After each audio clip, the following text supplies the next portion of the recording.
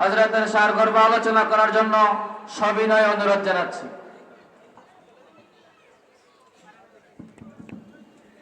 السلام عليكم ورحمة الله وبركاته.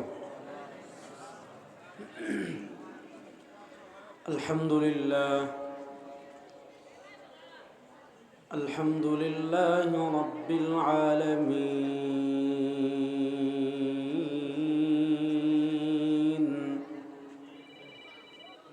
والعاقبة للمتقين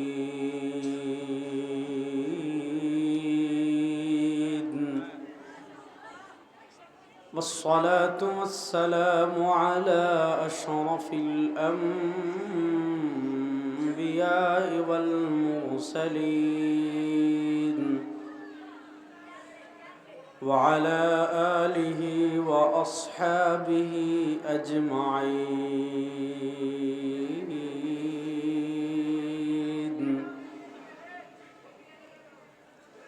أما بعد فأعوذ بالله من الشيطان الرجيم.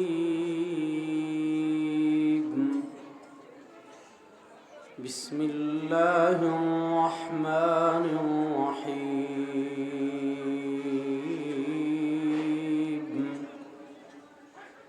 فاسألوا أهل الذكر إن كنتم لا تعلمون. بارك الله لنا ولكم في القرآن العظيم ونفعنا وإياكم بالآيات والذكر الحكيم. وقال رسول الله صلى الله عليه وسلم: تركت فيكم أمرين لن تضلوا ما تمسكتم بهما كتاب الله وسنة رسوله أو كما قال عليه الصلاة والسلام. আল্লাহ তাআলার লাখ কোটি শুকরিয়া আদায় করছি। আল্লাহ তাআলা আমাদেরকে অত্যন্ত দয়া করে মায়া করে মারকাজুল হুদা ইসলামী সংস্থা ও দাসেরহাট বাজার ব্যবসায়ীদের উদ্যোগে 12 নং চরসাই চন্দ্রগঞ্জ লক্ষ্মীপুরের 2 দিন ব্যাপী 12তম ওয়াজ মাহফিলের প্রথম দিন এশার নামাজের পর আল্লাহ রাব্বুল আলামিন আমাদেরকে দুনিয়ার সকল কাজ থেকে ফারিগ করে আল্লাহ তাআলা এই জান্নাতের বাগানে আমাদেরকে আসার বসার কথা বলার কথা শোনার তৌফিক দান করেছেন। আমরা সবাই একবার আল্লাহ রাব্বুল ইজ্জত ওয়াল জালালের দরবারে অন্তরের অন্তঃস্থল থেকে মন প্রাণ উজাড় করে সবাই একবার কালেমাতুশ শুকর আদায় করি, আলহামদুলিল্লাহ। এই পিচ্ছি চা, তুমি কি চা বিক্রি করো? তুমি চা বিক্রি করে যত টাকা পাইবা এখানে আসো, এর চেয়ে তোমাকে আমি বাড়াই টাকা দেবো। আজকে চুপচাপ বসে থাকো, হ্যাঁ? তুমি শেষ করে আমার সাথে দেখা করবা, এদিকে আসো, স্টেজে আসো, এখানে বসান পিছনে। আল্লাহ তাআলা দেখেন এই ছোট্ট বয়সে আল্লাহ তাআলা তাকে কি পরীক্ষা নিচ্ছেন। আল্লাহ, যারা দুর্নীতি করে, চুরি করে, রাষ্ট্রের টাকা লোপাট করে, তারপরে আপনার রাষ্ট্রের টাকা পাচার করে বিদেশে বেগমপাড়া তৈরি করে, ওই সকল জানোয়ারদের থেকে এরকম একটা শিশুর দাম আল্লাহর কাছে অনেক বেশি। আপনারা কিন্তু এই যে পাঞ্জাবি পরা এই ছেলেটাকে আনেন এদিকে, ভাই তুলে ফেলেন, এই যে এদিকে আসো, ভাই তুমি এদিকে আসো, এদিকে আসো, এদিকে আসো। দেখেন এই যে একটা ছোট্ট ছেলে, সে এখানে কি করছে? চা বিক্রি করতেছে। আল্লাহ, এই যে তার টুপি মাথায়, পাঞ্জাবি মাথায়, এই বয়সে যে পরিশ্রম করতে পারছে, তার পরিবারের হাল ধরতে পারছে, এই ছেলে যখন বড় হবে এদেরকে যদি নেতৃত্বে বসান, এই ধরনের পাঞ্জাবি টুপিওয়ালাদেরকে যদি নেতৃত্ব বসান, আপনার রাষ্ট্রের বিলিয়ন বিলিয়ন ডলার বিদেশে পাচার করবে না। আর আপনারা যে সকল জানোয়ারদেরকে নেতৃত্বে বসো ভাইয়া, আপনারা যে সকল জানোয়ারদের নেতৃত্বে বসান, ওই সকল জানোয়ারদের থেকে রাস্তার কুত্তাও বহু ভালো। এরা রাস্তার কুকুরের চেয়ে আরো খারাপ। কেন?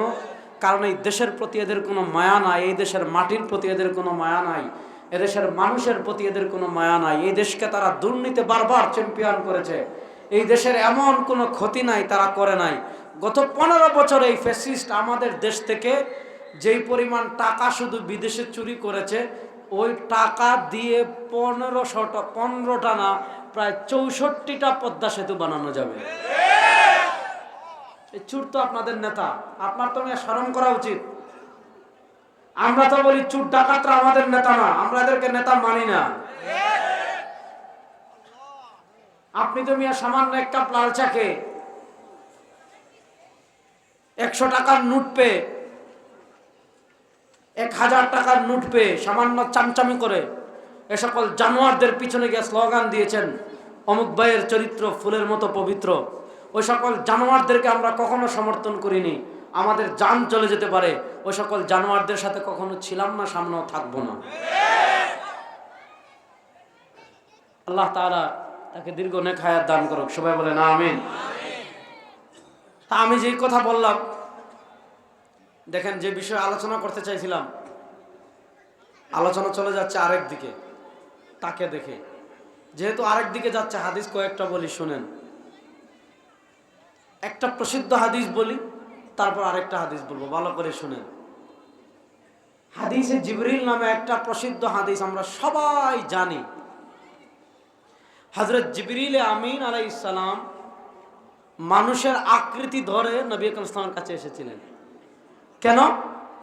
সাহাবীরা সাধারণত নবী করিম সাল্লাল্লাহু আলাইহি ওয়াসাল্লামকে প্রশ্ন করতেন না। কেন করতেন না? এজন্য করতেন না যে তার প্রশ্নটা বাহুল্য হয়ে যায় কিনা, তার প্রশ্নটার কারণে শরীআর কোনো বিধান অবতীর্ণ হয় মুসলমানদের জন্য কষ্টের কারণ হয়ে যায় কিনা, এজন্য তারা সাহাবা একরাম রাসূলুল্লাহকে সাধারণত প্রশ্ন করতেন না। তো জিবরিল আমিন আলাইহিস সালাম কখনো কখনো মানুষের সুরত ধরে, আকৃতি ধরে এসে প্রশ্ন করতেন। জিবরিল আমিন আলাইহিস সালাতু ওয়াস সালাম একদিন আসতেন, সাধারণত তিনি দাহিয়া কালবি রাদিয়াল্লাহু তাআলা আকৃতি ধরে আসতেন। একদিন আসছেন এক মরুভূমির এক ব্যক্তি, চুল এবড়োতে বড়, সাইরা রাস, ধুলোমলিন চেহারা, এরকম আকৃতি ধরে তিনি রাসূলুল্লাহ সাল্লামকে কয়েকটা প্রশ্ন করেছিলেন সাহাবা একরামকে শেখানোর জন্য। তার ভিতরে একটা গুরুত্বপূর্ণ প্রশ্ন ছিল আখবিরনি আনিস সাআহ, ইয়া রাসূলুল্লাহ আপনি আমাকে কিয়ামত সম্পর্কে বলেন, কিয়ামত সম্পর্কে জানান। নবী করিম সাল্লাল্লাহু আলাইহি ওয়াসাল্লাম জবাব দিয়েছেন মাল মাসউল আলাম মিনাস সাইল, যে তুমি যাকে জিজ্ঞেস করছো, যে জিজ্ঞেস করছে সে যার কাছে জিজ্ঞেস করছে তার থেকে বেশি জানে। জিবরিল আমিন আলাইহিস সালাম তখন প্রশ্ন করেছেন, তাহলে এক কাজ করেন, ফাখবিরনি আন ইমারাতিহা, আপনি কিয়ামতের কিছু আলামত সম্পর্কে বলেন। নবী করিম সাল্লাল্লাহু আলাইহি ওয়াসাল্লাম আলামত বলেছেন, আনতালিদাল আমাতু রাব্বাতাহা ওয়া আনতারাল হুফাতাল উরাতাল আলাতা রিআ আশ-শাই ইয়াতাতাওয়ালুনা ফিল বুনিয়ান। বাপে ছাগল চড়াইতো, বাপে ভিক্ষা করত, বাপ বাদ দেন, সে নিজে ভিক্ষা করত, সে নিজে ট্রাক শ্রমিক ছিল, ট্রাক থেকে বালু ফেলতো, সে মাটি কাটতো, সে গরু রাখতো, সে কৃষক ছিল। কিন্তু পৃথিবীর সিস্টেমটা এমন চেঞ্জ হয়ে যাবে, একজনের চামচামি করে 1 বছরে 200 কোটি টাকার মালিক হয়ে যাবে, একজনের চামচামি করে 2 বছরে 200 কোটির মালিক হয়ে যাবে। আপনারা দেখেছেন আমাদের দেশের কাটাল রানী যিনি ভারতে পালিয়ে গিয়েছেন, সেই কাটাল রানীর এক পিয়ন ছিল, তিনি নিজেই বলেছেন কাটাল রানী দিল্লির দেবদাসী যে আমাদের দেশ ছেড়ে পলায়ন করেছে, তার এক পিয়ন নিজে স্বীকারোক্তি দিয়ে গিয়েছে। এক পিয়ন সে চা বিক্রি করতো নোয়াখালীতে, চাটকিলে না, কি বিক্রি করতো? কথা বুঝেন, চা বিক্রি করতো। এই যে চা বিক্রি করা কখনো কোনো খারাপ না, এটা খুব ভালো কাজ। চা বিক্রি করা কখনো খারাপ না, খুবই ভালো কাজ। তাহলে একটা চা বিক্রেতা, রাসূল সাল্লাল্লাহু আলাইহি ওয়াসাল্লাম বলেছেন হুফাতাল উরাতাল আলা রিআ আশ-শাই ইয়াতাতাওয়ালুনা ফিল বুনিয়ান, এই ধরনের চা বিক্রেতারা, এই ধরনের বদমাশরা এ ধরনের দুষ্ট লোকরা, এই ধরনের চোররা, এ ধরনের ডাকাতরা, এ ধরনের টাকা পাচারকারীরা, এই ধরনের দুর্নীতিবাজরা, যারা আল্লাহকে ভয় করে না, যারা জান্নাত বিশ্বাস করে না, যারা জাহান্নামের আযাবকে ভয় করে না, যারা আল্লাহর আযাবকে ভয় করে না, এই ধরনের সন্ত্রাসী বদমাশ যারা আছে, যখন দেখবেন 1, 2, 3, 4 বছরে 100 কোটি টাকার মালিক হয়ে যাচ্ছে, গুলশানের রাজনীতির আলাদিনের চেরাগ পেয়ে গুলশানে প্লট তৈরি করছে আর বিশাল বিশাল বিশাল বিশাল বিল্ডিং বানাচ্ছে, নবী করিম সাল্লাল্লাহু আলাইহি ওয়াসাল্লাম বলে এটা একটা কিয়ামতের আলামত। আমাদের বাংলাদেশের কথিত রাজনীতি মানে কিয়ামত। তার দুলাভাই আওয়ামী লীগের কোন নেতার 5 গোলাম, উদাহরণস্বরূপ মনে করেন তার কোন দুলাভাই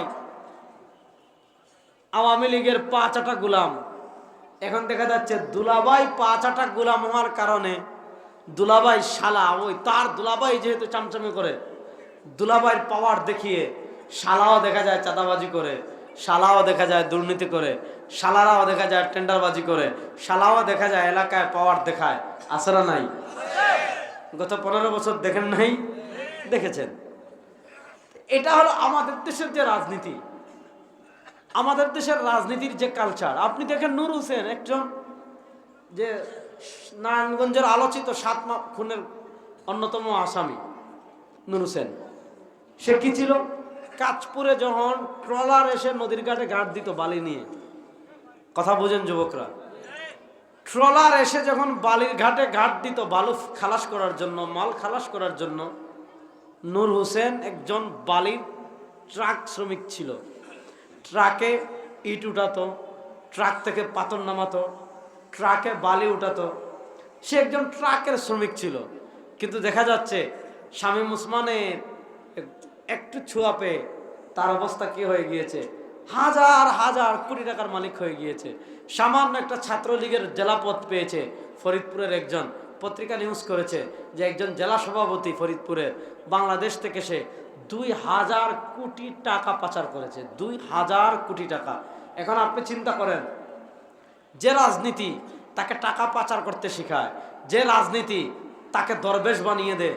দেখেন আমাদের বাংলাদেশে এমন বহু দরবেশ পাবেন, এক দরবেশ পুরা শেয়ার বাজার খেয়ে ফেলছে, আরেক দরবেশ আপনার পুরা ইসলামী ব্যাংক খেয়ে ফেলেছে, আরেক দরবেশ এক এক ব্যাংক খেয়ে ফেলেছে। কি সুন্দর দাড়ি, কি সুন্দর দাড়ি। আবার আমাদেরকে উনি সাহি হাদিস শিখান। কি শিখান? সাহি হাদিস। আবার বলেন যে সাহি হাদিসে কোনো সমস্যা নাই, কোরআনে নাকি কিছু সমস্যা আছে। এই যুবকরা, গত 52 বছরের যে ট্র্যাডিশনাল রাজনীতি আপনারা দেখেছেন, যেই রাজনীতি চুট তৈরি করে, যেই রাজনীতি ডাকাত তৈরি করে, যেই রাজনীতি এরকম দরবেশ তৈরি করে, যেই রাজনীতির টাকার কুমির তৈরি করে, যেই রাজনীতির স্বৈরাচার তৈরি করে, যেই রাজনীতির দুঃশাসক তৈরি করে, যেই রাজনীতির জালেম তৈরি করে, যেই রাজনীতি এই দেশের মানচিত্রকে হুমকির মুখে ফেলে, যেই রাজনীতি এই দেশকে ভারতের হাতে বিক্রি করে দেওয়ার ষড়যন্ত্র করে, যেই রাজনীতি এই দেশ থেকে ইসলামকে মাইনাস করার ষড়যন্ত্র করে, যেই রাজনীতি এই দেশকে ভারতের অঙ্গরাজ্য বানানোর ষড়যন্ত্র করে, ওই পরিবর্তিত বাংলাদেশে সেই ভারতের গোলামীর রাজনীতি আমরা আর দেখতে চাই না, চাই না, চাই না। নারায়ে তাকবীর, নারায়ে তাকবীর, আল্লাহু আকবার। ভারতের জওয়ানেরা হুঁশিয়ার সাবধান, দুনিয়ার মুসলিম এক হও, জিহাদ করো, দুনিয়ার মুসলিম। নারায়ে তাকবীর, আল্লাহু আকবার। আমরা দেখেন আমাদের রাজনীতির ট্র্যাডিশনাল ধারাটা দেখেন গত 52 বছরে। খুব মনোযোগ দিয়ে বুঝেন। চোর ডাকাত হয়, ডাকাত সন্ত্রাস হয়, সন্ত্রাস দরবেশ হয়, দরবেশ মাফিয়া হয়। কথা বলছেন? চোর কি হয়? ডাকাত হয়। ডাকাত কি হয়? সন্ত্রাস। সন্ত্রাস কি হয়? দরবেশ। দরবেশ কি হয়? মাফিয়া। আপনি চিন্তা করেন, এই একটা ছোট্ট দেশ, এই ছোট্ট দেশ থেকে যদি বিলিয়ন বিলিয়ন, শুনেন আল্লাহ যে আমাদের রাষ্ট্রটা টিকিয়ে রাখছে শুধুমাত্র সাধারণ মুসলমান, তাদের দোয়া এবং তাদের দেশপ্রেমিক মানুষ, বিদেশ থেকে যেই পরিমাণ রেমিটেন্স আমাদের দেশে আসে আপনি চিন্তাও করতে পারবেন না। প্রবাস থেকে প্রত্যেক দিনে প্রত্যেক মাসে যেই পরিমাণ রেমিটেন্স আমাদের দেশে আসে, এবং আমাদের দেশে যে গার্মেন্টস শিল্প আসে বিদেশ পোশাক রপ্তানি করে, এই শ্রমিকদের কারণে এবং প্রবাসী ভাইদের কারণে দেশটা আল্লাহর রহমতে টিকে আছে। নচেত এরকম একটা ছোট রাষ্ট্রে এই পরিমাণ দুর্নীতি, এই পরিমাণ চুরি, এই পরিমাণ ডাকাতি, একদম A to Z, top to bottom, একদম শেখ হাসিনা থেকে শুরু একদম পাড়ার সিটকে আওয়ামী লীগের নেতা পর্যন্ত এদের প্রত্যেকটাই চুর, প্রত্যেকটাই ডাকাত এই দেশে। কথাটা খুব ভালো করে বুঝেন। তাহলে আমাদের দেশের ট্রেডিশনাল রাজনীতিটা কি? আমাদের দেশের রাজনীতি মানে কিয়ামতের আলামত, মানে প্রচলিত যে দ্বারা চুরে ডাকাত মানায়, ডাকাতরে সন্ত্রাস বানায়, সন্ত্রাসরে দরবেশ বানায়, দরবেশ মানে আল্লাহর ওলি বলি নাই, মানে সালমান এফ রহমানের মতো ব্যাংক খেকো দরবেশ। আপনি চিন্তা করেন পুরা দেশের শেয়ার বাজার, পুরা দেশের শেয়ার বাজার এক সালমান এফ রহমান খেয়ে ফেলেছে। আপনি চিন্তা করতে পারেন এক ইসলামী ব্যাংক, কত বিশাল ইসলামী ব্যাংক, সেই ইসলামী ব্যাংকে এক এস আলম গ্রুপ খেয়ে ফেলেছে। এবং আচ্ছা বলেন, রাষ্ট্র যদি খেতে না দিত তারা খেতে পারত? বলেন না, রাষ্ট্র যদি খেতে না দিত তারা খেতে পারত? এই যে সিস্টেমটা চলে আসছে, চুরকে ডাকাত, ডাকাতকে সন্ত্রাস, সন্ত্রাসকে দরবেশ, দরবেশে মাফিয়া, এগুলো হলো জাস্ট কিয়ামতের আলামত। রাসূলুল্লাহ 1400 বছর আগে বলে গিয়েছেন যে অবস্থা এমন চেঞ্জ হবে, ইটবাটার শ্রমিক এমন আলাদিনের চেরাগ পাবে, 2 বছরে 100 কোটি টাকার মালিক হয়ে যাবে। আপনার গার্মেন্টস শ্রমিক এমন আলাদিনের চেরাগ পাবে, 2-3 বছরে হাজার হাজার কোটি টাকার। আরে পিয়ন চা বিক্রি করে সে যদি 400 কোটি টাকার মালিক হয়, তাহলে আমাদের দেশের নৈতিকতা, আমাদের দেশের আদর্শ, আমাদের দেশ কোথায় গিয়েছে আপনি একটু চিন্তা করেন। এদেশের গুণগত পরিবর্তন হোক আপনারা চান কি চান না? জোরে বলেন। ওই যে পিছনে যারা বসেন, আপনি সমস্যা কি? সামনে আগায় বসেন, সারা জায়গা তো খালি। মুরব্বীরা একটু সামনে আসেন, আল্লাহ তাআলা আপনাদেরকে সামনে আসতেছে, আপনারা আল্লাহ তাআলা আপনাদেরকে সামনে আগানোর তৌফিক দান করুন। ইয়া আল্লাহ, আমার যে সকল ভাইরা পিছনে একাকি বসে রয়েছে, আল্লাহ তাদের দিকে একটু রহমতের দৃষ্টিতে তাকান। আয় আল্লাহ তাদেরকে একটু সামনে আগানোর তৌফিক দান করেন। মাশাআল্লাহ, আল্লাহ যদি ওনারা কথা না শুনে কথা শোনার একটু তৌফিক দান করেন। আর যদি না উঠতে চান তাহলে দয়া করে বাসায় যান, গিয়ে ঘুমান। আল্লাহ তাআলা তৌফিক দান করুন। যাক, কথা যেটা বলতেছি ভালো করে বুঝেন। এই যে একটা দ্বারা চুর হয় ডাকাত, ডাকাত হয় সন্ত্রাস, সন্ত্রাস হয় দরবেশ, দরবেশ হয় মাফিয়া, এই যে ধারা, এই দ্বারা আমাদের দেশে চলতে থাকুক, এটা আপনারা চান? এই দেশে গুণগত পরিবর্তন হোক, এটা আপনারা চান?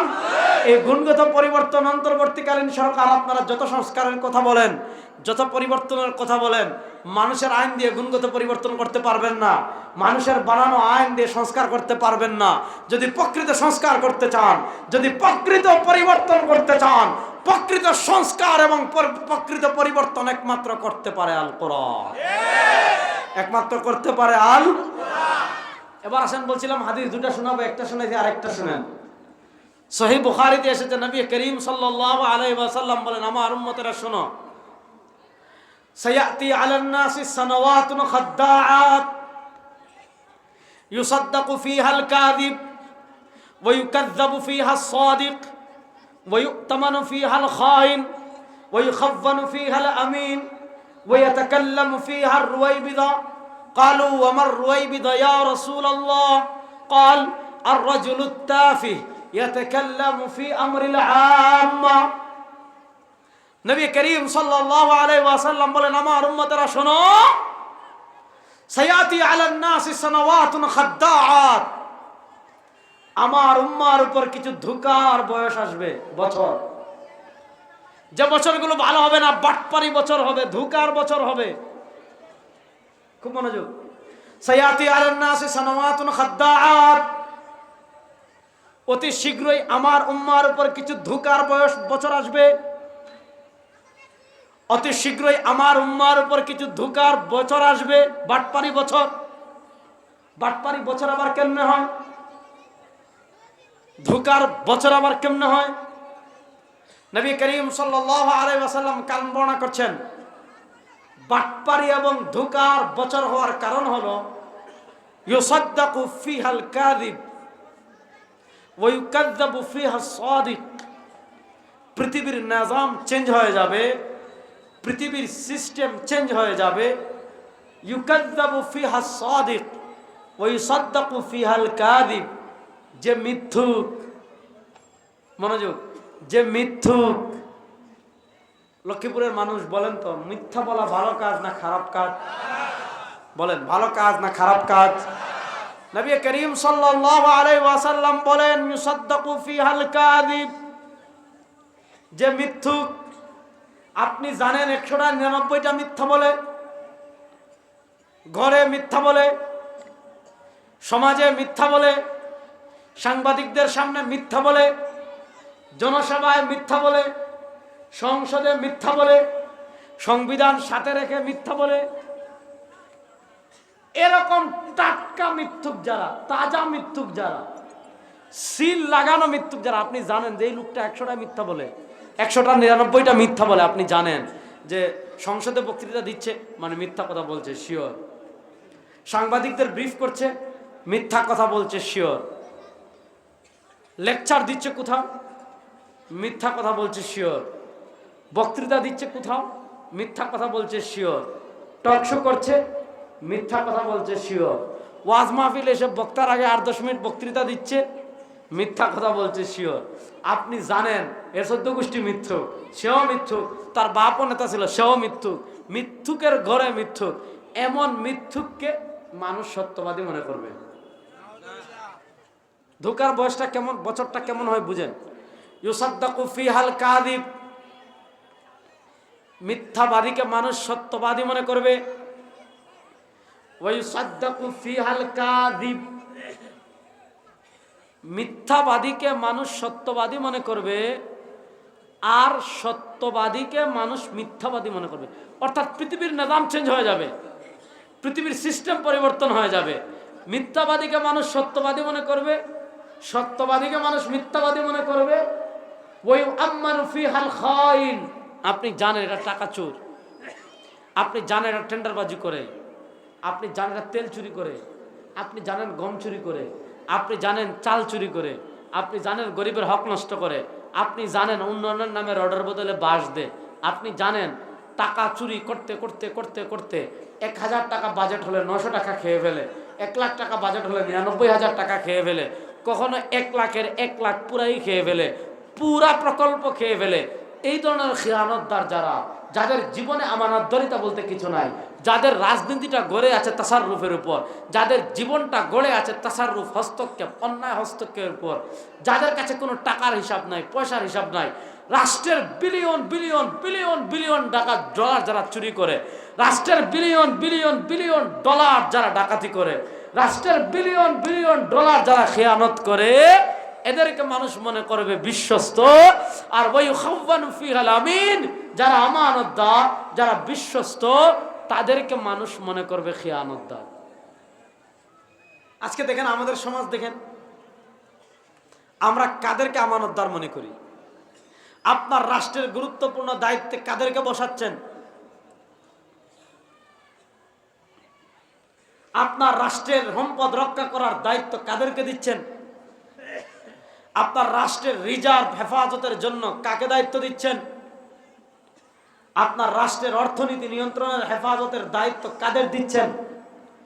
এই যে বিদেশের মানুষ, এই যে প্রবাসীরা মাথার গাম পায়ে ফেলে, মনোযোগ মনোযোগ, যুবকরা ভালো করে বুঝো, এই যে প্রবাসীরা মাথার গাম পায়ে ফেলে টাকা ইনকাম করে, তোমার রাষ্ট্রকে তারা টাকা দিচ্ছে, এই টাকাটা হেফাজতের জন্য তুমি কাকে দিচ্ছ? এই যে আপনি জমিনের ট্যাক্স দিচ্ছেন, জমিনের খাজানা দিচ্ছেন, এই যে আপনি মোবাইলের ট্যাক্স দিচ্ছেন, এই যে আপনি কথা বলার ট্যাক্স দিচ্ছেন, এই যে আপনি পানি খাওয়ার ট্যাক্স দিচ্ছেন, এই যে মাইক ব্যবহারের ট্যাক্স দিচ্ছেন, মোবাইল ব্যবহারের ট্যাক্স দিচ্ছেন, রাস্তায় হাঁটার ট্যাক্স দিচ্ছেন, ব্রিজের ট্যাক্স দিচ্ছেন, প্রত্যেক দিন রাষ্ট্রকে আপনি বিলিয়ন বিলিয়ন টাকা ট্যাক্স দিচ্ছেন, প্রত্যেক দিন আপনি রাষ্ট্রকে বিলিয়ন বিলিয়ন ডলার ট্যাক্স দিচ্ছেন। প্রশ্ন হলো, এই রাষ্ট্রের বিলিয়ন বিলিয়ন টাকা হেফাজতের জন্য এই রাষ্ট্রের বিলিয়ন বিলিয়ন টাকাকে রক্ষা করার জন্য, এই রাষ্ট্রের ট্রিলিয়ন ট্রিলিয়ন বাজেট, প্রত্যেক বছর হাজার হাজার কোটি টাকা বাজেট হচ্ছে, আপনার রাস্তা নির্মাণের জন্য বাজেট হচ্ছে। এই বাজেটের আমানত হেফাজতের জন্য আপনি নেতৃত্ব দিচ্ছেন কাকে? এই রাষ্ট্রের আপনার রিজার্ভ যেটা রয়েছে বিশ্ব ব্যাংকে, সেটা হেফাজতের জন্য আপনি দায়িত্ব দিচ্ছেন কাকে? রাষ্ট্রের যে রেমিটেন্স আসে সেইটা হেফাজতের দায়িত্ব আপনি দিচ্ছেন কাকে? ব্যবসা করে আপনি যে রাষ্ট্রকে বিলিয়ন বিলিয়ন টাকা আপনি কি করছেন? দিচ্ছেন রাষ্ট্র পরিচালনার জন্য। বলেন ওইটা হেফাজতের জন্য আপনি দায়িত্ব যাদেরকে গত 15 বছর দিয়েছিলেন, এই বাংলাদেশে 52 বছরে যারা এই রাষ্ট্র পরিচালনা করেছে, মানুষের আমানতের হেফাজতের কথা ছিল, মানুষের আমানত রক্ষা করার কথা ছিল, মানুষের পানি করা টাকা, রক্ত পানি করা প্রবাসীদের টাকা, যাদেরকে হেফাজতের দায়িত্ব দিয়ে যাদেরকে আপনারা ক্ষমতায় দিয়েছেন, গত 15 বছর তারা দেশ চালিয়েছে, এই 52 বছরে যারা বাংলাদেশ চালিয়েছে, তারা কি আমানতদার ছিল না চোর এবং ডাকাত ছিল? আপনি আমারে সুর তো বলার দরকার নাই, কিন্তু আপনার আলামত তো বুঝে যাচ্ছে। রাসূলুল্লাহ সাল্লাল্লাহু আলাইহি ওয়াসাল্লাম বলেছেন, খেয়ানতদারকে মানুষ আমানতদার মনে করবে কেমনে? আপনি আমাদের আচরণ দেখেন, প্রত্যেকটা দিন প্রবাস থেকে টাকা আসতেছে। এই টাকা কাদেরকে দেওয়া হয়েছে গত 15 বছর? এই টাকাটা কোথায়? রিজার্ভ খেয়ে ফেলছিল। শেয়ার বাজারে দেশের ব্যবসায়ীদের হাজার হাজার বিলিয়ন টাকা ছিল, সেই টাকা যাদেরকে আমানতদার হিসেবে মনে করে দিয়েছেন, বলে এরা আমানতদার না, এদের চেয়ে বড় চোর জমিনে আর আছে? আরো আসতে বলেন, এদের চেয়ে বড় চোর জমিনে আর আছে? এখন আপনি চিন্তা করেন, আপনার রাষ্ট্রে যে টাকা আছে, আপনার রাষ্ট্রের টাকা হেফাজতের জন্য আমানতদার ব্যক্তির প্রয়োজন আছে না নাই? আপনার রাষ্ট্রের রিজার্ভের হেফাজতের জন্য আমানতদার ব্যক্তির প্রয়োজন আছে না নাই? আপনার রাষ্ট্রের প্রবাসীরা, আপনি ট্যাক্স দিচ্ছেন, প্রবাসীরা টাকা দিচ্ছে, রাষ্ট্রের আর্ন হচ্ছে, রাষ্ট্র আস্তে আস্তে আস্তে আস্তে রিজার্ভ বাড়তেছে। এই যে টাকাটা বাড়তেছে, এটা যাতে কেউ খেয়ানত করতে না পারে, এটা যাতে কেউ চুরি করতে না পারে। আপনি দেখেন আমাদের টাকাটা কি পরিমাণ গত 15 বছরে নষ্ট হয়েছে। এটা শুধু বোঝার জন্য এতটুকু বুঝেন, গত 15 বছরে শুধু শেখ মুজিবের মূর্তি বানানোর জন্য 400 কোটি টাকা ব্যয় হয়েছে। আবার বুঝেন, যুবকরা বুঝেন, মাথায় খেলা কথাটা মাথায় লাগাবেন। এ মূর্তি বানানো হালাল না হারাম? আর আসতে বল, আপনারা এখন তো আওয়ামী লীগ নেই, ভয় পান কেন? আরে আওয়ামী লীগের আমলে তো ভয় পাই নাই, এখন রইতেছে। এ মূর্তি বানানো হালাল না হারাম? কেউ যদি মূর্তি বানানোকে হালাল মনে করে, সে মুসলমান না কাফের? জোরে বলেন। মূর্তি থাকবে মন্দিরে, মূর্তি থাকবে কোথায়? রাস্তাঘাটে মূর্তি বানানো ইসলাম সমর্থন করে না।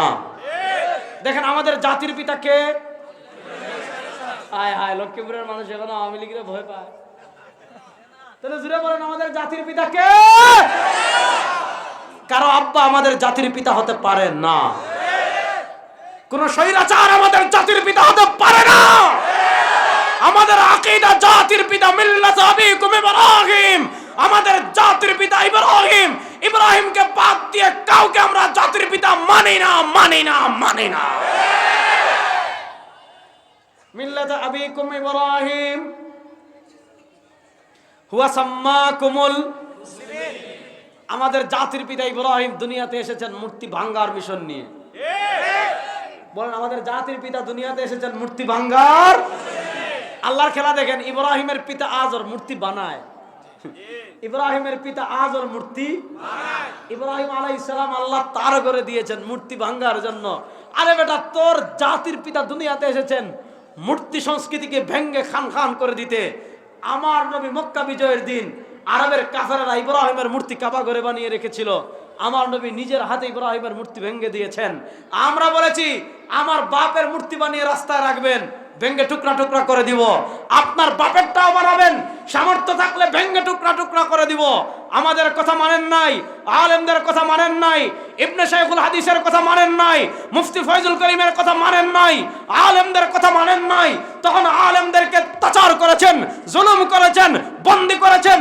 বাংলার শ্রেষ্ঠ সন্তানদের, যারা এই দেশকে ভালোবাসে, যারা এই মাতৃভূমিকে ভালোবাসে, যারা ইসলামকে ভালোবাসে, আরে আমাদের যত ইসলামিক রাজনৈতিক নেতা আছে তাদের বিদেশে কার বেগম পাড়া আছে? চরমনার পীর সাহেবের বিদেশে কোনো বাড়ি আছে? আল্লামা জুনায়েদ বাবনগরী রাহিমাহুল্লাহ, তার বিদেশ কোনো বাড়ি ছিল? মামুন সাহেবের তো মালয়েশিয়া বাড়ি একটা আছে, আছে না? এই কথা ভালো করে বুঝেন। আমাদের আলেমরা বলেছিলেন মূর্তি বানায়েন না, ক্ষমতা যাবে, মানুষ কিন্তু টেনে হয়েছিল মূর্তি সব নদীতে ফেলাই দিব, বলেন নাই? তখন তো ক্ষমতা ছিল। আরে ফেরাউন যখন লোহিত সাগর পারে গিয়ে দাঁড়াইছে, লোহিত সাগরের পারে, তখন তো তার চেয়ে বড় প্রভাবশালী আর কেউ নাই। কিন্তু ফেরাউন জানতো না, কিছুক্ষণ পর লোহিত সাগরে তার ক্ষমতা শেষ। ঠিক তেমনি ভাবে 2021 থেকে নিয়ে 2024 পর্যন্ত, 2024-এর জুন পর্যন্ত যারা আলেমদেরকে বন্দী করে রেখেছিল, আলেমদের উপর অমানবিক অত্যাচার করেছিল, আলেমদেরকে জেল জুলুম দিয়েছিল, তারা জানতো না 1 মাস পরে বাংলাদেশে তাদের শ্বাস ফেলার জায়গা থাকবে না। আলেমরা বলেছিলেন যে মূর্তি বানায়েন না, বাঁশ ভেঙে ফেলবে। দেখেন আল্লাহ নবী হাদিসে বলেছেন, ইত্তাকু ফিরাসাতাল মুমিন, মুমিনদের ফিরাসাত থেকে বেঁচে থাকো, অন্তর্দৃষ্টি থেকে। কেন? ফাইন্নাহু ইয়ানজুরু বিনুরিল্লাহ, যারা খাঁটি ঈমানদার হয়, যারা খাঁটি ঈমানদার হয়, আল্লাহ তাআলা তাদের কলবকে আলোকিত করে দেন। তারা তাদের অন্তর্দৃষ্টি দিয়ে সামনের অনেক কিছু অনুভব করেন। আলেমরা 2021-এ বলেছিলেন, 22-এ বলেছিলেন, 23-এ বলেছিলেন, মূর্তি বাপের নামে বানায়েন না, নেতার নামে বানায়েন না, ক্ষমতা গেলে মূর্তি সব নদীতে পড়ে যাবে। তখন তো অন্ধ ছিলেন ক্ষমতার কারণে, কথা শোনেন নাই। 2024 সালের 5ই আগস্ট বাংলাদেশের মানুষ আপা পলায়ন করার খবর পেয়েছে 2:30টায় অথবা 2টায়, আমরা হয় একটু আগে পাইছি 1:30টায়। বাংলাদেশের মানুষ আপা পালানোর খবর পেয়েছে 1:30টায়। আসরের আগে সব মূর্তি গাঙ্গে বাসায় দিচ্ছে। ইনশাআল্লাহ বলেন। তাহলে ইব্রাহিমের ছেলেরা দুনিয়াতে মূর্তি বানানোর মিশন নিয়ে এসেছে না মূর্তি ভাঙ্গার মিশন নিয়ে এসেছে? সুতরাং এই বাংলাদেশে খেলা শেষ হয়ে গিয়েছে। এখন রাস্তার মুড়ে মুড়ে আমার প্রবাসীদের গাম জ্বালানো টাকা দিয়ে, আমার রেমিটেন্স যোদ্ধাদের টাকা দিয়ে, আমাদের ট্যাক্সের টাকা দিয়ে, আমাদের পকেটের টাকা দিয়ে, এই দেশপ্রেমিক মুসলমানদের টাকায় কারো বাপের মূর্তি, কোন নেতার মূর্তি রাস্তার মুড়ে মুড়ে আমরা বানাতে দেব না, দেব না, দেব না ইনশাআল্লাহ। কথা ভালো করে বুঝেন। যে কথাটা বলছিলাম, ويكذب ويؤتمن فيها الخائن ويخون فيها الأمين। আজকে সমাজের সবচেয়ে বড় ডাকাত যে, আপনি তাকে নিয়ে ফেসবুকে স্ট্যাটাস দেন, প্রিয় অভিভাবক, দেয় না যুবকরা? সমাজের সবচেয়ে বড় দুর্নীতিবাজ যে, হাজার হাজার কোটি কোটি টাকা আপনিও জানেন চুরি করে, আপনি তার সাথে ছবি তুলে ফেসবুকে স্ট্যাটাস দেন, প্রিয় নেতা। আছে না নাই? এরপরে নবী করিম সাল্লাল্লাহু আলাইহি ওয়াসাল্লাম বলেন, ওয়া ইয়াতাকাল্লামু ফিহা রুয়াইবিদা। হাদিসটা বুঝেন, ওয়া ইয়াতাকাল্লামু ফিহা রুয়াইবিদা। নবী করিম সাল্লাল্লাহু আলাইহি ওয়াসাল্লাম বলেন, রুয়াইবিদারা কথা বলবে, নেতৃত্ব দিবে। রাসূলুল্লাহ সাল্লাল্লাহু আলাইহি ওয়াসাল্লামকে সাহাবায়ে কেরাম জিজ্ঞেস করেন, ওয়া রুয়াইবিদা ইয়া রাসূলুল্লাহ, রুয়াইবিদারা যে কথা বলবে, রুয়াইবিদা কারা? আল্লাহর নবী নেতৃত্ব দিবে, রুয়াইবিদা আপনি বলেন রুয়াইবিদা কারা? ওমর রুয়াইবিদা ইয়া রাসূলুল্লাহ, রুয়াইবিদা যে নেতৃত্ব দিবে, রুয়াইবিদা কারা? নবী করিম সাল্লাল্লাহু আলাইহি ওয়াসাল্লাম জবাব দিচ্ছেন, আর রাজুলুত তাফিহ, আর রাজুলুত তাফিহ ইয়াতাকাল্লামু ফি আমরিল আম্মা। কুরআন জানে না, হাদিস জানে না, দিন নাই, শরীয়ত নাই, কালেমা পড়ে না, একজনে গিয়া বলছে কি আজকে ঈদ উল ফিতরের জানাজার নামাজ। কি বলছিল? ঈদ উল ফিতরের জানাজার নামাজ। আরেকজনে বলছে আল্লাহ সাল্লাল্লাহু আলাইহি ওয়াসাল্লাম বুখারী শরীফে বলছেন। আর আরেকজনে বলতে সংসদে দাঁড়িয়ে আমি কোরআন শরীফ পড়েছি, বুখারী শরীফ পড়েছি, সিহা সিত্তা মিশকাত পড়েছি, গান বাজনা হারাম পাই নাই। এই ধরনের অথর্ব যারা আছে, এই ধরনের শরিয়া বিবর্জিত ফাসিক যারা আছে, এই ধরনের গোলাম, ভারতের গোলাম যারা আছে, যাদের ভিতর কোরআনের ইলম নাই, যাদের ভিতর হাদিসের ইলম নাই, যাদের মধ্যে তাকওয়া নাই, যাদের মধ্যে তাহারাত নাই, যাদের মধ্যে আল্লাহর ভয় নাই, যাদের প্রতি মানুষের প্রতি টান নাই, দয়া নাই, মায়া নাই, এই ধরনের দুর্নীতিবাদ, চোর ডাকাতরা সমাজের নেতা হয়ে যাবে। কি সুন্দর নাম, উবাইদুল কাদের। ওরে বাপ রে বাপ, নামটা সুন্দর না? উবাইদুল কাদির। ওরে আল্লাহ, নামটা সুন্দর না অসুন্দর? সুন্দর নাম।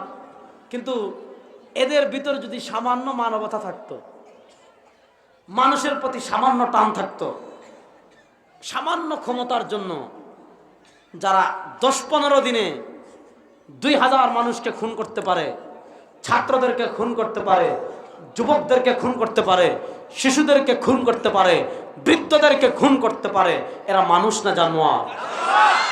আজকে কোথায় আপনারা? এখানে আল্লামা মামুনুল হকের মুক্তি চাই লেখলে গত বছর আগে বছর ছিঁড়ে ফেলছিলেন। আসেন এখন বাপের গরলে আসেন। আপনাদের খেলাই বাংলাদেশে শেষ হয়ে গিয়েছে, ভারতের দালালদের খেলা এই দেশে শেষ হয়ে গিয়েছে। এই দেশ এখন ইসলামপন্থী মুসলমানের বাংলাদেশ, এই দেশ এখন কালেমার বাংলাদেশ, কোরআনের বাংলাদেশ। ভারতের দালালদেরকে জুতা দিয়ে পিটিয়ে এই দেশ থেকে বের করে দেওয়া হবে ইনশাআল্লাহ। নারায়ে তাকবীর, নারায়ে তাকবীর, আল্লাহু আকবার। ভারতের দালালেরা হুঁশিয়ার সাবধান, থেকে চলে জেগেছেন, ভারতের দালালেরা হুঁশিয়ার সাবধান। কথা ভালো করে বুঝেন। তাকবীর। তাহলে এরকম অথর্ব মানুষ নাকি রোবট বোঝা যায় না, কথাবার্তার কোনো সিস্টেম নাই। হ্যাঁ, এরকম অথর্ব আল্লাহর ভয় নাই, জান্নাতের ভয় নাই, জান্নাতের আশা নাই, জাহান্নামের ভয় নাই, দুর্নীতিবাদ, চোর, সন্ত্রাস, লম্পট, কোটি কোটি টাকা পাচারকারী, মানুষ খুনকারী, হেসে হেসে মানুষ খুন করতে পারে, এরা যখন সমাজের নেতৃত্বে চলে আসবে, বুঝবেন কিয়ামতের আর বেশি দিন বাকি নাই। বুঝবেন কিয়ামতের আর বেশি দিন বাকি নাই। এই হইল আমাদের হালত। এই যে একটা ধারা আমাদের দেশে তৈরি হয়েছে, এই ধারাটা ভাঙ্গুক আপনারা চান কি চান না? এই যুবকরা চাও কি চাও না? কারা কারা চান দেখে হাত তুলেন তো। এই ধারা ভাঙ্গুক আমরা চাই কি চাই না? এই ধারা ভাঙতে হলে আমাদেরকে কি করতে হবে? মনোযোগ দিয়ে বুঝেন। আল্লাহ তাআলা পবিত্র কোরআনে নবী করিম সাল্লাল্লাহু আলাইহি ওয়াসাল্লামকে কেন দুনিয়াতে পাঠিয়েছেন, খুব মনোযোগ দিয়ে বুঝেন। আল্লাহ তাআলা নবী করিম সাল্লাল্লাহু আলাইহি ওয়াসাল্লামকে কেন দুনিয়াতে পাঠিয়েছেন, তার পাঠানোর লক্ষ্য উদ্দেশ্য যদি বুঝেন, তাহলে একটা রাষ্ট্র শান্তি কেমন হবে, একটা রাষ্ট্র বৈষম্য মুক্ত কেমনে হবে, একটা রাষ্ট্র ইনসাফ ভিত্তিক রাষ্ট্র কেমনে হবে, একটা রাষ্ট্রের জুলুম কেমনে বন্ধ হবে, একটা রাষ্ট্রের অর্থনীতি কেমনে স্থিতিশীল হবে, সব আপনি পেয়ে যাবেন। আল্লাহ তাআলা পবিত্র কোরআনে নবী করিম সাল্লাল্লাহু আলাইহি ওয়াসাল্লামকে পৃথিবীর প্রেরণের লক্ষ্য উদ্দেশ্য অসংখ্য আয়াতে বলেছেন। আমি শুধু একটা আয়াত সম্পর্কে সামান্য টাচ করে আজকের মতো শেষ করব। আল্লাহ তাআলা পবিত্র কোরআনে বলেন, হুয়াল্লাযী আরসালা রাসূলাহু, তিনি আল্লাহ যিনি তার রাসূলকে দুনিয়াতে প্রেরণ করেছেন। এই বাচ্চারা, এই কথা বলেন আব্বুরা। হুয়াল্লাযী আরসালা রাসূলাহু বিল হুদা, তিনি আল্লাহ যিনি তার রাসূলকে প্রেরণ করেছেন হেদায়েত দিয়ে। অন্ধকার, রাতের অন্ধকার দূর করার জন্য বাতি দিয়েছেন। রাতের অন্ধকার, রাস্তা সাপ থাকতে পারে, বিচ্ছু থাকতে পারে, রাস্তা ভাঙ্গা, আপনি ধাক্কা খেতে পারেন, ব্রিজের সাথে ধাক্কা খেতে পারেন, রাস্তার পাশে খালে পড়ে যেতে পারেন। তো প্রশ্ন হলো, রাস্তার অন্ধকার দূর করার জন্য, রাতের অন্ধকার দূর করে নিরাপদে বাড়িতে পৌঁছার জন্য রাতের অন্ধকারে আপনি সাপ থেকে বাঁচার জন্য, রাতের অন্ধকারে আপনি বিচ্ছু থেকে বাঁচার জন্য, রাতের অন্ধকারে আপনি পিছলা খেয়ে পড়ে যাওয়ার থেকে বাঁচার জন্য, রাতের অন্ধকারে আপনি ব্রিজের সাথে ধাক্কা খাওয়া থেকে বাঁচার জন্য আপনি কি করেন? সামান্য মোবাইলের একটা টর্চ লাইট জ্বালিয়ে দেন।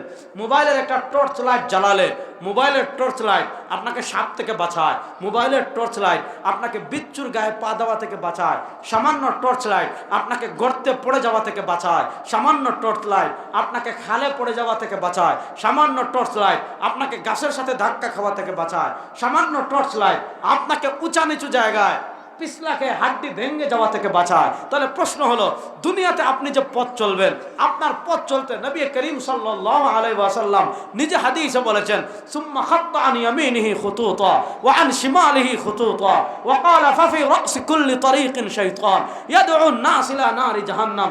দুনিয়াতে আপনি যখন পথ চলতে থাকবেন, দুনিয়াতে আপনি যখন চলতে থাকবেন, আপনার ডান শয়তান অন্ধকার করে আপনাকে জাহান্নামের দিকে ডাকতে থাকবে, আপনার বাম শয়তান অন্ধকার করে আপনাকে জাহান্নাম থেকে ডাকতে থাকবে। দুনিয়াতে আপনি আপনার ডান, আপনার বাম, আপনার সামন, আপনার পিছন, আপনি জান্নাতের পথে পথ চলতে থাকবেন, শয়তান অন্ধকার করে আপনাকে ডান দিক থেকে ফাফি রাসি কুল্লি তারিকিন শাইতান ইয়াদউ আন-নাস ইলা নারি জাহান্নাম, আপনাকে সহজ ইসলামের কথা বলে আপনাকে জাহান্নামের পথে ডাকবে, আপনাকে আধুনিক ইসলামের কথা বলে আপনাকে জাহান্নামের দিকে ডাকবে, আপনাকে মডার্ন ইসলামের কথা বলে আপনাকে জাহান্নামের দিকে ডাকবে, আপনাকে আধুনিক স্মার্ট ইসলামের কথা বলে আপনাকে জাহান্নামের দিকে ডাকবে, আপনাকে ডিজিটাল ইসলামের কথা বলে জাহান্নামের দিকে ডাকবে। প্রশ্ন হলো, দুনিয়ার অন্ধকার না হয় আপনি লাইট জ্বালিয়ে দূর করেছেন, দুনিয়ার অন্ধকার না হয় আপনি মোবাইল জ্বালিয়ে দূর করেছেন, দুনিয়ার অন্ধকার না হয় আপনি বিদ্যুৎ দিয়ে দূর করেছেন, দুনিয়ার অন্ধকার না হয় আপনি জেনারেটর দিয়ে দূর করেছেন, শয়তানের অন্ধকার আপনি মোবাইল দিয়ে দূর করতে পারবেন না, শয়তানের অন্ধকার আপনি বিদ্যুৎ দিয়ে দূর করতে পারবেন না, শয়তানের অন্ধকার আপনি জেনারেটর দিয়ে দূর করতে পারবেন না। আল্লাহ বলেন, হুয়াল্লাযী আরসালা রাসূলাহু বিল হুদা, আমি আল্লাহ তার রাসূলকে প্রেরণ করেছি হেদায়েত দিয়ে, আর আমার রাসূলকে দিয়েছি কোরআন, ফীহি হুদাম ওয়া নূর। আরে কোরআন হলো আলো, কোরআন হলো বাতি। দুনিয়ার অন্ধকার যেমন সামান্য মোবাইলের টর্চ লাইট জ্বালালে দূর হয়ে যায়, দুনিয়াতে আপনি জাহিলিয়াত দূর করতে চান, জুলুম দূর করতে চান, খুন দূর করতে চান, সন্ত্রাসী দূর করতে চান, অন্ধকার দূর করতে চান, আল্লাহ বলেন আমি দিয়েছি আলো। এই কোরআনের আলো যারা সংসদে জ্বালাবে, এই কোরআনের আলো যারা দেশে জ্বালাবে, এই কোরআনের আলো যারা অর্থনীতিতে জ্বালাবে, এই কোরআনের আলো যারা সংবিধানে জ্বালাবে, এই কোরআনের আলো যারা গোটা রাষ্ট্রে জ্বালিয়ে দিবে, কোরআন সব অন্ধকার দূর করে দেবে, কোরআন সব অন্ধকার দূর করে দেবে। হুয়াল্লাযী আরসালা রাসূলাহু বিল হুদা, তিনি আল্লাহ যিনি তার রাসূলকে প্রেরণ করেছেন হেদায়েত দিয়ে, আলো দিয়ে, পথ দিয়ে, আর কি দিয়ে পাঠিয়েছেন? ওয়াদিনিল হক, একটা সত্য ধর্ম দিয়ে। এখান থেকে একটা জিনিস প্রথমে বুঝেন, ইন্টারফেথ, ওয়াহদাতুল আদিয়ান, আন্তধর্ম, এগুলো সব ভণ্ডামি। পৃথিবীতে সত্য ধর্ম মাত্র একটা। জোরে বলেন যুবকরা, সত্য ধর্ম মাত্র একটা। হায় হায় হায়, পৃথিবীতে সত্য ধর্ম মাত্র একটা, সেটার নাম ইসলাম। বলেন আল কোরআন না, ধর্মের নাম, সেটার নাম ইসলাম। বলেন না, সেটার নাম। এখন পৃথিবীতে ধর্ম অসংখ্য আছে। শুনেন, হিন্দু ধর্ম আছে, তারা তাদের মতো ধর্ম পালন করবে, আমাদের কোনো বাধা নিষেধ নাই, আসেনি? আচ্ছা, 52 বছরের মুরব্বীরা বলেন যারা পাকিস্তান আমল পেয়েছেন, এই 52 বছরে হিন্দুরা তাদের পূজা পালন করবে, বাংলাদেশের মুসলমান কখনো বাধা দিয়েছে? আর আসতে বলেন, হিন্দুরা তাদের ধর্ম পালন করবে, মুসলমান কখনো বাধা দিয়েছে? পৃথিবীতে ধর্মীয় সম্প্রীতি বাংলাদেশের মতো কোথাও নাই। এটা বুঝতে হলে আপনি হাটাজারিতে যান, হাটাজারি মাদ্রাসার মসজিদের গম্বুজ আর হিন্দুদের মন্দিরের এই যে খাম্বা, দুটো একসাথে। এই 52 বছরে আপনি কখনো একটা প্রমাণ দেখাতে পারবেন না যে হাটাজারি মাদ্রাসায় হাজার হাজার ছাত্র, হেফাজতে ইসলামের উর্বর ভূমি, আল্লামা আহমদ শফি, আল্লামা জুনায়েদ বাবুনগরী রহিমাহুল্লাহর মতো ক্যারিশমাটিক ব্যক্তিত্ব যেখানে ছিলেন, হাটাজারি মাদ্রাসা থেকে একটা পাথর কেউ হিন্দুদের মন্দিরে মারছে এমন কোনো রেকর্ড আছে? হিন্দুরা তাদের ধর্ম তারা পালন করবে, বৌদ্ধরা তাদের ধর্ম তারা পালন করবে, ইহুদিরা তাদের ধর্ম তারা তাদের মতো পালন করবে, কিন্তু সত্য ধর্ম মাত্র একটা। সত্য ধর্ম কয়টা? দেখেন, বাংলাদেশের সাধারণ হিন্দু যারা আছে তারা তাদের ধর্ম পালন করবে, আমাদের কোনো আপত্তি নাই, কোনো বাধা নাই। তারা যদি নিরাপত্তাহীনতায় ভোগে এই রাষ্ট্র তাদের নিরাপত্তা দিবে? তারা যদি কোনো সমস্যায় ভোগে বাংলাদেশের মানুষ তাদের নিরাপত্তা দিবে? কিন্তু সাধারণ হিন্দু আর ইসকন পার্থক্য আছে না নাই? সাধারণ হিন্দুরা এই দেশে থাকবে, তাদেরকে কেউ যদি আঘাত করে, আল্লাহ নবী বলেছেন মান আদা যিম্মিয়ান ফাকাদ আদানি, যদি কেউ সংখ্যালঘু যারা মুসলমান রাষ্ট্রে থাকে তাদেরকে কেউ যদি কষ্ট দেয় সে আমাকে কষ্ট দিয়েছে। মদিনার ইহুদিরা নবী আকরামকে কত জ্বালিয়েছে, আল্লাহ নবী তাদের নিরাপত্তা দিয়েছেন। বাংলাদেশে হিন্দুরা থাকবে, সাধারণ হিন্দুরা থাকবে, তাদের উপর কেউ যেন আঘাত করতে না পারে, তাদের ধর্মীয় অধিকার কেউ যেন ছিনিয়ে নিতে না পারে, তাদের মন্দিরকে কেউ যেন ধ্বংস করতে না পারে। এজন্য 5ই আগস্ট যখন ফ্যাসিস্ট আওয়ামী লীগের পতন হয়েছে, ফ্যাসিস্ট আওয়ামী লীগের পতনের পর নতুন করে কেউ যেন বাংলাদেশের সাম্প্রদায়িক দাঙ্গা তৈরি করতে না পারে, এজন্য দেশের ধর্মপ্রাণ মুসলমান মন্দির পাহারা দিয়েছিল, দেয় নাই? আজকে যে ভারতের সন্ত্রাসীরা, গোমূত্র পানকারীরা,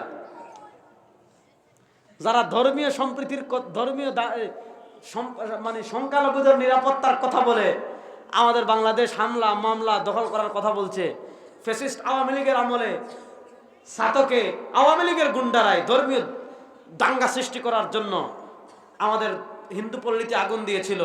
বিবাড়িয়া নাসিরনগরে আওয়ামী লীগের গুন্ডারা হিন্দু পল্লীতে আগুন লাগিয়েছিল।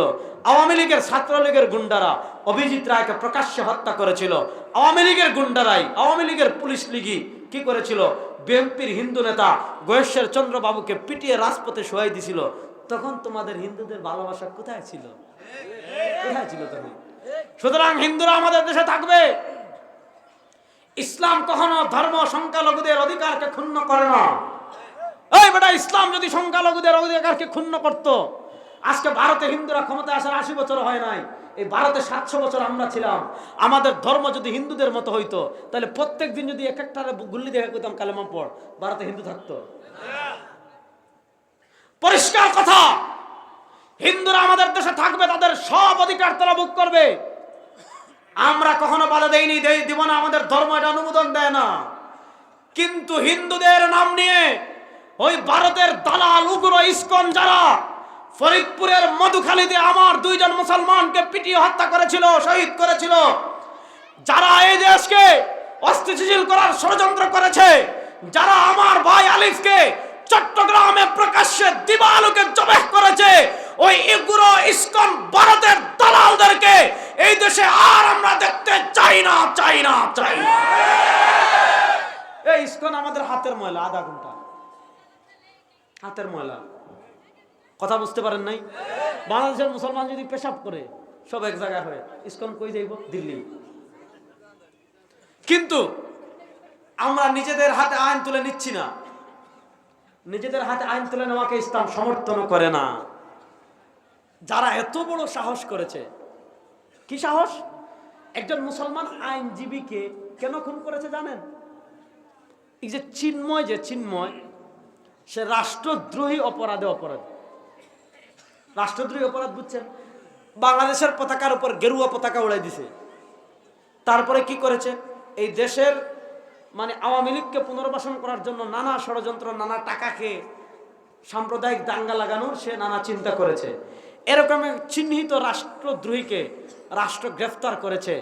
আর ভারত এখানে সংখ্যালঘুদের অধিকার ক্ষুণ্ণ করার কথা বলে আমাদের বাংলাদেশে হামলার কথা বলতেছে, দখল করার কথা বলতেছে। শুনে, বাংলাদেশ দখল করতে আসবেন, এখান থেকে জিন্দা যাইতে পারবেন না, একজনও পারবেন না ইনশাল্লাহ। কারণ এই বাংলাদেশে মুসলমান না এক একটা সিংহ, এই মুসলমান না এক একটা বাঘ। আফগানিস্তানে যেমন তালেবানরা আমেরিকাকে জয় বাংলা করে দিছে, এখানে আসবেন, এখান থেকে জয় শুরু হবে। দিল্লির লাল কেল্লায় আবার লা ইলাহা ইল্লাল্লাহর পতাকা উড়বে ইনশাআল্লাহ। সুতরাং মুসলমান, কালকে দেখলাম ওখানে এক মলম বিক্রেতা আছে ভারতের, বুঝছেন? মানে এর মাথায় মানে গোবর খাইতে খাইতে আর গরুর পেশাব খাইতে খাইতে, আমি বলছি এর চিকিৎসা গরুর পেশাব দিয়ে হবে না। ওই যে কলকাতার এক সাংবাদিক দেখেন নাই? আমি বলছি যে আমাদের বুলায় বিশাল বিশাল মহিষ পাওয়া যায়, মহিষ এক একটা প্রত্যেক দিন একবার পেশাব করলে 4-5 কেজি একসাথে মুতে। এত বিশাল বিশাল মহিষ। তো আমি বলছি এরে এই যে মানে কলকাতার যে মলম বিক্রেতা যেটা মাথায় গ্যাস্ট্রিক উঠছে, এই গ্যাস্ট্রিক আপনার গরুর পেশাব দিয়ে নামবে না। আমি গত পরশু ভুলায় বলে আসছি যে ভুলায় যে বিশাল বিশাল মহিষ আছে যেটা একসাথে 5-6 কেজি মুতে, এরকম 6-7 কেজি মুত সংরক্ষণ করে এর কাছে পাঠাতে হবে। ওইটা খাওয়ার পর যদি তার মাথার গ্যাস্ট্রিক নামে হয়তো নামতে পারে, মহিষের মুত খাওয়া ছাড়া তার গ্যাস্ট্রিক নামার আর কোনো সুরত নাই। সে কি বলতেছে জানেন? সে বলতেছে ফেরি নাকি তারা দখল করে ফেলবে, চট্টগ্রাম নাকি তারা দখল করে ফেলবে। হ্যাঁ শুনেন, চট্টগ্রাম দখল করবে, তোমার বাবার দেশ এটা দখল করবা। আপনি কলকাতা থেকে যদি দিল্লিতে যান, বুঝছেন, কলকাতা থেকে দিল্লিতে যাওয়ার সময় আপনি এরকম নাক বাইন্ধে রাখতে হবে, কারণ এরা এখনো ট্রেন লাইনের পাশে খোলা মাঠে পায়খানা করে, এই জাতি তারা। কথা বুঝতেছেন নি? এবার বুঝেন, বাংলাদেশের হিন্দুরা তারাও বলছে এখানে কোনো সমস্যা নাই, কিন্তু এরপরও যদি গায়ে পড়ে বাংলাদেশের মানুষ, সারা দেশের জোয়ান বুড়া শিশু বৃদ্ধ সবাই মিলে আন্দোলন করে ফ্যাসিস্ট আওয়ামী লীগকে বিদায় করেছে। এই আওয়ামী লীগের মায়ায় যদি ভারত আমাদের দেশে ইচ্ছাকৃতভাবে চুলকাইয়া আমাদের সাথে লাগে, ইনশাআল্লাহ বাংলাদেশের 14 কোটি মুসলমান ভারতের দাঁত ভাঙ্গা জবাব দেওয়ার জন্য প্রস্তুত। ইসাবাতান মিন উম্মতি, রাসূলুল্লাহ সাল্লাল্লাহু আলাইহি ওয়াসাল্লাম বলেছেন, ইসাবাতান মিন উম্মতি আহরাজাহুমুল্লাহু মিনান নার। আমার উম্মার 2টা দল এমন আছে যে 2 দলকে আল্লাহ জাহান্নাম থেকে মুক্তি দিয়ে দিবেন। এই 2 দলে যারা নাম রেজিস্ট্রি করবে, আল্লাহ জাহান্নামের রেজিস্ট্রি থেকে তাদের নাম কেটে ফেলবেন। এই 2 দলের এক দল তাকজু ফিল হিন্দি, হিন্দুস্তানে যারা যুদ্ধ করবে আল্লাহ তাআলা তাদের নাম জাহান্নামের রেজিস্টার থেকে কেটে ফেলবে। আপনারা বাংলাদেশ নিয়ে বলাবলি করবেন, 7 সিস্টার আমাদের হয়ে যাবে। একটা ইতিহাস আমি আপনাদেরকে দেই। 47, এটা বলে শেষ করছি। 47-এ দেশ বিভক্ত হয়েছে ধর্মকে কেন্দ্র করে। মুসলমানদের জন্য পাকিস্তান মানে পবিত্র ভূমি, আর হিন্দুদের জন্য হিন্দুস্তান। তো ধর্মের ভিত্তিতে যেহেতু মানচিত্রের বিভাজন হয়েছে, মনোযোগ, ধর্মের ভিত্তিতে যেহেতু মানচিত্রের বিভাজন হয়েছে, যুক্তি কি বলে? আসাম, উড়িষ্যা, কলকাতা এগুলা মুসলমান, মেঘালয় এগুলা মুসলমান সংখ্যাগরিষ্ঠ, এগুলো আমাদের। রেড ক্লিফ যাকে ব্রিটিশরা মানচিত্র নির্ধারণের দায়িত্ব দিয়েছিল, সে তোমার টাকা খেয়ে ওই এলাকাগুলো ভারতকে দিয়ে দিয়েছে। 47-এর স্বাধীনতা বলে বিহার, উড়িষ্যা, কলকাতা, আসাম এগুলো আমাদের, কারণ এখানে সংখ্যাগরিষ্ঠ মুসলমান। বাংলাদেশ নিয়ে বাড়াবাড়ি করবেন, ওই সব আবার আমাদের হয়ে যাবে ইনশাআল্লাহ। এ মুসলমান প্রস্তুত আছে তো ইনশাআল্লাহ? ইসলামের পতাকাকে বাংলাদেশে বুলন্দ করার জন্য প্রস্তুত আছে তো ইনশাআল্লাহ? আল্লাহর কোরআন এই দেশের সংসদে বাস্তবায়ন করার জন্য জীবনের শেষ রক্তবিন্দু পর্যন্ত মেহনত করার জন্য লক্ষ্মীপুরের মুসলমান প্রস্তুত আছে তো ইনশাআল্লাহ? এবারের বাংলাদেশ হবে কোরআনের বাংলাদেশ ইনশাআল্লাহ। এবারের বাংলাদেশ হবে ইসলামের বাংলাদেশ ইনশাআল্লাহ। আল্লাহ তাআলা যে কথা বললাম আমাদের সবাইকে আমল করার তৌফিক দান করুক, আমিন। আসসালামু আলাইকুম ওয়া রাহমাতুল্লাহি ওয়া বারাকাতুহু।